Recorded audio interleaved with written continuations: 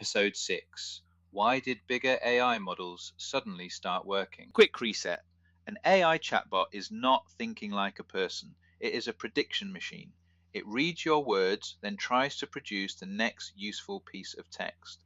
For years, that idea worked in labs, but it was narrow and brittle. Asked the wrong way, and the answer fell apart. Then researchers scaled three things together: more training text, more computer power, and bigger models with more adjustable connections. Think of it like learning from examples. 10 examples gives you a rough guess. Millions of examples gives you patterns. Internet scale text gave the model examples of jokes, code, emails, tutorials, arguments, and mistakes. GPT-3 was a large language model released in 2020. Large language model means an AI system trained to predict and write text. GPT-3 made something obvious. You could write a few examples in plain English, and it often continued the pattern without a custom program. That is why prompting started to feel like a new interface.